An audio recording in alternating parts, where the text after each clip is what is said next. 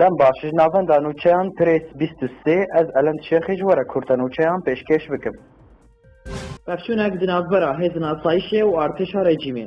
ناوەندارەکاندن ئاسایشە قامشلۆ ئیرۆ گوت کو پەفچوونێک دەستێ سبێ دەست پێ کرد دناوبەرە هێزن ئاسایشێ و ئارتێشا ڕێجیمێدا و دەنجامێدا دوو لەشکەر هاتن کوشتن و 5 بریندار کردن ژە ئارتێشا ڕێجیمێ تەبلیغ و 6 جوان گرتن.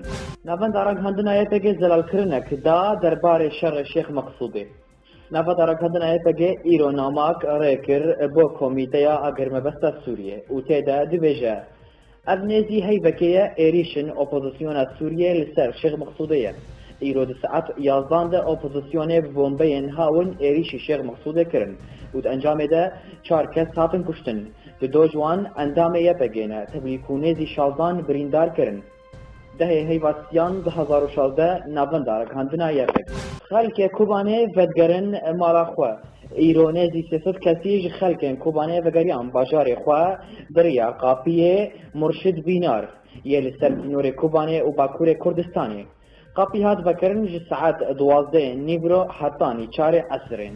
تورکیە دبێژە ئەم پێشوازیە پەنابەران ناکن.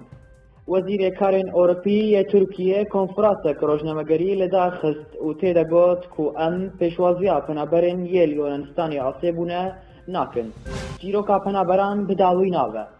ڕاگەاندنên کۆمارا مەکەدۆنیا ئیرۆ گوتن کو نێزی 16,000 پەنابەر لەسەر سینۆرê di navbera مەکەدۆنیا û Yunanistanê asê bûne û ev bûye 10 rojê wan. Li hêviya Komara Makedonyaniya ku biryareke nû bide derbarê qapiyê Yunanistanê.